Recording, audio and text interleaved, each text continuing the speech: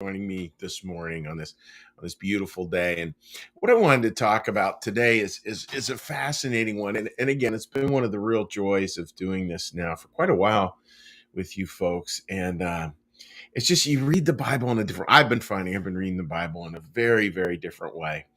And one of the parts that I continue to have fun with is how much God like God doesn't seem to know the way the plot line should work. And it's kind of funny because there's all these little twists and turns and surprises within it that are really quite something else, really quite powerful. So I'd like to talk about that a little bit today. So please join me on that journey.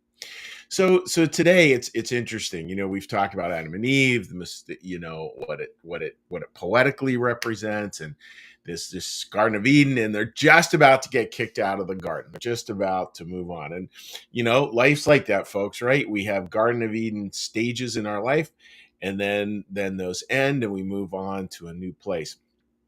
And that's just part of the human condition. And it's interesting because they're sort of forced out. This is clearly a push, not a pull.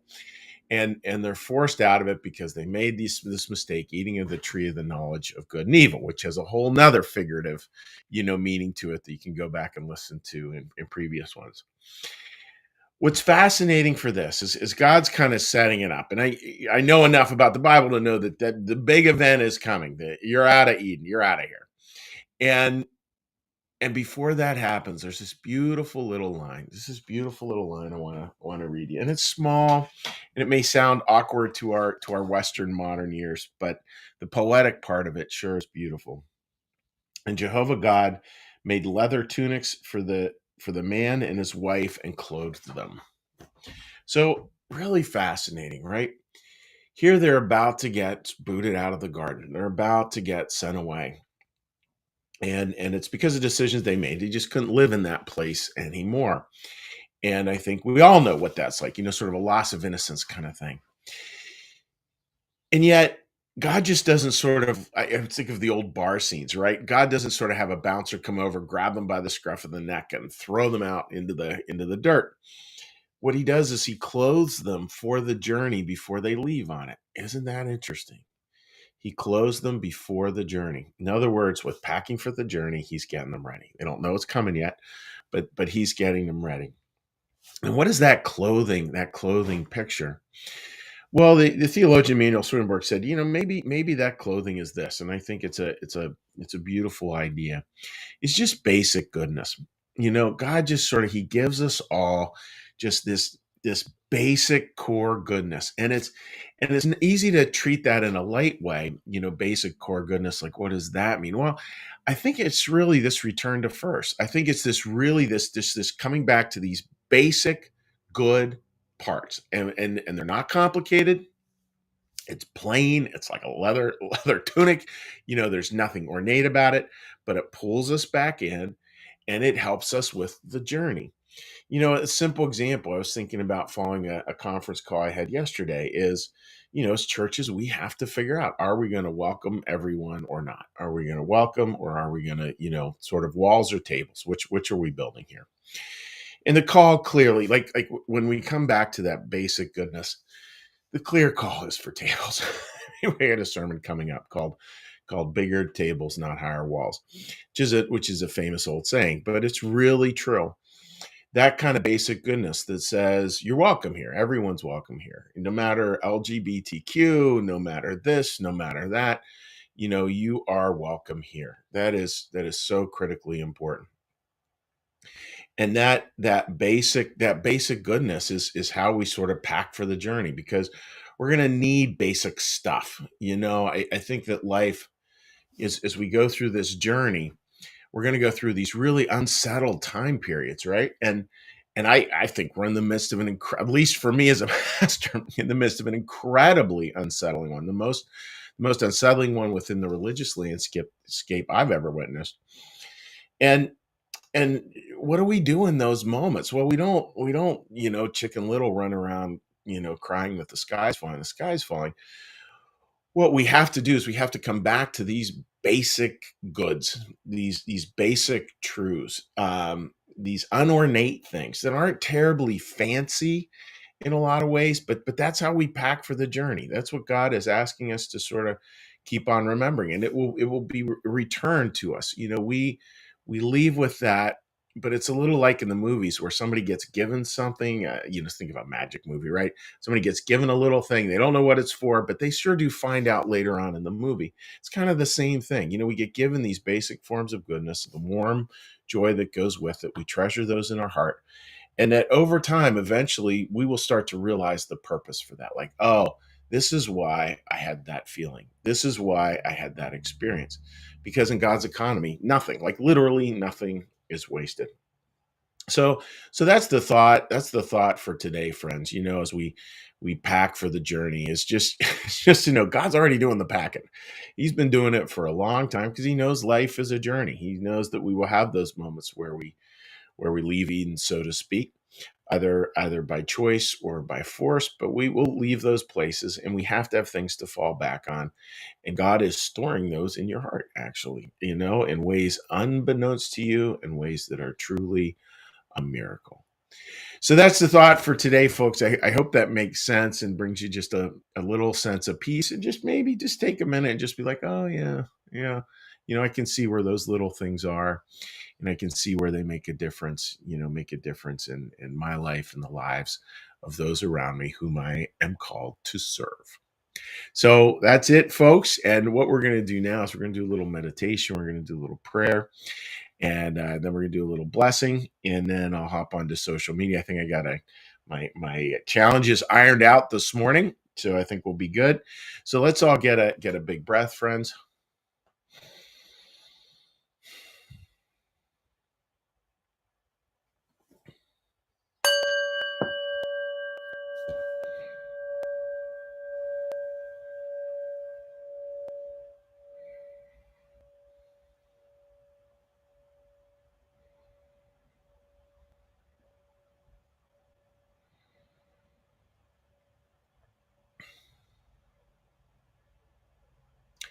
Be still and know that I am God.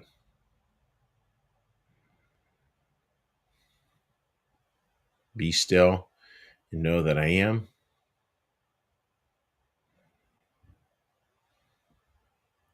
Be still and know that I.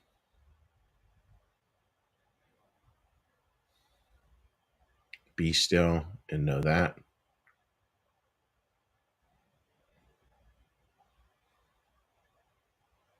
Be still and know.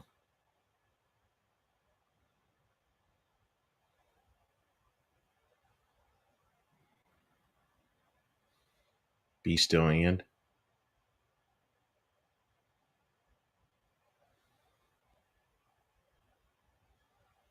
Be still.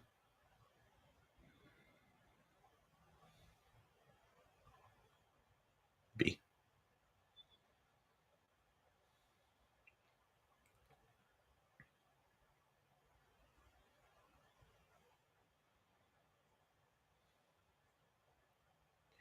Our Father, who art in the heavens, hallowed be thy name. Thy kingdom come, thy will be done, as in heaven, so upon the earth. Give us this day our daily bread, and forgive us our debts, as we also forgive our debtors. And lead us not into temptation, but deliver us from evil. For thine is the kingdom, and the power, and the glory forever. Amen. May the Lord bless you and keep you. May the Lord make his face to shine upon you and be gracious unto you. May the Lord lift up his countenance upon you, bring you peace, and bring you home. Amen. All right, dear friends. Let's snag a few comments here. And again, feel free to leave. I say it all the time, but I want to just reiterate it. If there's somebody joining us for the first time, again, you are always more than welcome to leave a comment really any time of day, any day of the week. About 95% of our online audience, probably 95% plus, watches this archived, and you are more than welcome to leave a comment, and I will get to it as soon as I can. All right, dear friends, lots of comments today. All right, Betty. Good morning. Prayers for everyone who needs them today. Thank you, Betty, and that's really wonderful. And boy, I'm looking forward to seeing you guys up at Lake Wampaupack in the not too distant future. Jeff Smith, my buddy, great to see you joining us this morning, my friend. Susan, great to see you. I hope you're doing quite well. Uh, Teresa, walls or tables. I mean, Teresa, like, isn't it just like that's it, right? Oh, yeah, walls or tables. I get to choose which to build. Okay, that makes sense. Marcus, good morning to you, buddy. Yeah, packing for the journey. Marcus, I had this one. I love podcasts, and it was this one pastor who was talking about his grandmother, and his grandmother was this beautiful, beautiful soul, and this was a tradition in some African American communities, which I didn't know for elderly folks, is they had a suitcase under their bed, and they called it their going home clothes, which I love that. So, they were going, in other words, that's what they wanted to be buried in. They want everybody to know. And I just thought, man, there's a good little, yeah, there's a good little thought right there. What are your going home clothes? Teresa writes, the simple things are so powerful. It's so true. They are so powerful. And I think that's, I talk about Harry Potter too much because there's just too much wisdom in that. But again, they get given simple things, and yet those simple things actually end up making the journey possible. Linda, he added a layer of protection despite what caused their departure. I think it's one more example of compassion and grace. It sure is. Like, Linda, how does anyone get away with having a view of a mean God? Like, I feel like God is always breaking God's own rules. Like, none of this follows the right plot line, right? They should have made the mistake. God told them that they were going to die. They should have died. They didn't. But at the very least, he just should have thrown them out of the bar. Uh, and that's not what happens. He helps them get ready for the journey. Too funny. Um, Patricia, great to see you joining us as always this morning, my friend.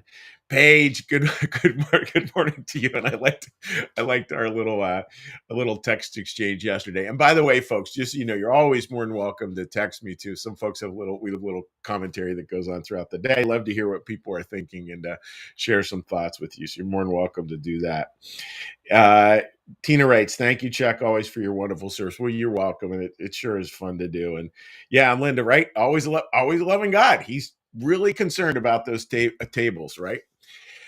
All right, friends. Well, listen, God bless and take care. Have a wonderful day. And yeah, we'll see you. Bye bye.